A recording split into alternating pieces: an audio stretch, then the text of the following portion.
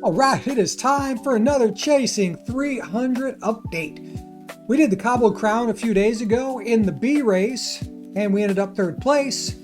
I decided I would come back 2 days later and do the Cobbled Crown, but this time doing the 510 to 650 to see how we would fare. Let's take a look at how this race broke down, all of the achievements that I had planned that I wanted to do in this race that I accomplished, and the finish that didn't quite go as planned.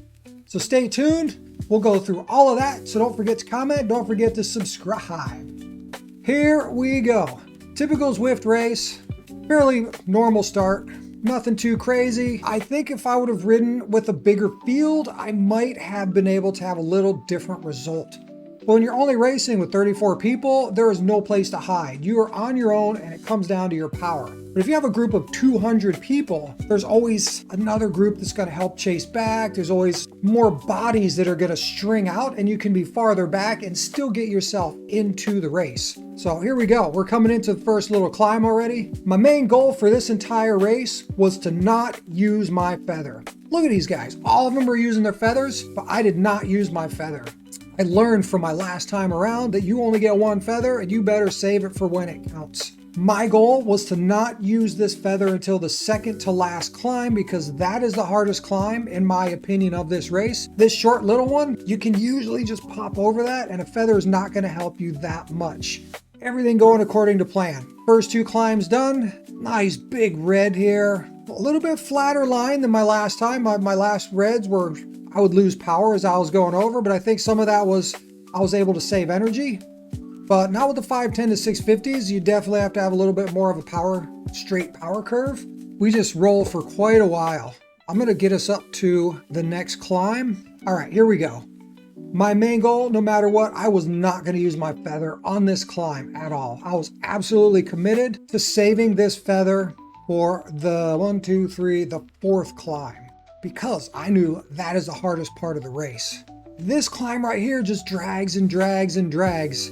And I'm pushing now good watts. My average wattage here is 255. That's gonna go 256. So we're pushing up to where my FTP is, 258. We're almost up to my FTP number and it's really starting to string out here. I'm just staying calm. My heart rate is not quite at the max. I've been working hard.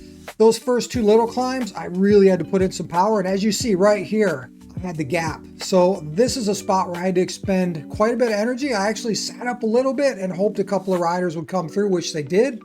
And then I had to do a couple nice little bursts here to get myself back in the group. I was ecstatic to be able to get dropped on the Market Street climb and then get myself back into the race with such a small field. In my head, now I am in recovery mode for all of this because it's not flat. There's a lot of little bumps here and there, but as long as you're in the group and you're getting a draft, you're definitely working a little less hard. Now we're gonna move up to the next climb. This is the climb that I had planned on using my feather. No matter what, I was gonna drop my feather on this climb because I know how hard it was gonna be. Now is where the hardest part of the race is coming. I'm holding my feather, I'm not holding. As long as I am in the group, I'm trying to hold my feather for this last little bit right here. Right there, boom, right where these two steep little red poppers come. And my heart rate now 170. I'm pretty much at my limit. I'm completely maxed out. I got nothing in reserve and I'm so close to holding onto these wheels. Ugh. And you just think, did I have that 3 to 5 more watts? Maybe that 10 more watts? I really tried to hold a draft here to get over this popper. And I remember I pushed, I'm over 400 watts on this popper. And I know that the lead group is gone. They're at 20 seconds. We were all now racing for 20 something place. I mean, I gave it my all. I really put my heart into it. Well, here we go. Coming into the last climb. This is where you lay everything on the line. Nothing to hold back. You just go as hard as you can. And I'd say after all the other climbs and then racing 2 days ago, I did not have a lot left in the tank. Oh, nice. Somebody saved their feather for this last climb. Good job. Oh, man. So I just went as hard as I could. Like they always tell you in cycling, it doesn't get any easier. You just get faster. So there we go. I'll pause this here for a second. So it's not bad. We had a 251 for 20 minutes. This ride, 293. for 5 minutes. That's huge. 6:59 for 5 seconds, 1 minute 4:22. So these numbers are fantastic. Even though I came in 20 something place, we'll check it out here in a minute, on such a good trajectory moving forward. There is nothing but positives to take from this race. I was the absolute lowest ranked rider in this field. I went through all the other people. 565 was the lowest other ranked rider in this race.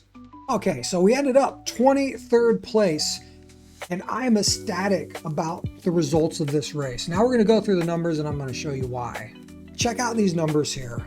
My 5-minute power at 293. I have not seen anything like this in quite a while. That just shows how hard some of the sections of this race were. 1 minute 422, 20 minutes 251. Really good numbers for me. Definitely on a trajectory. Even though it put my racing score back down to 494 from 500, not happy about that. But these numbers show that I am in the right direction. Super happy with that. Now's where we take a little look at this timeline. I'm just really analyzing the red spikes. That's what I'm really curious about.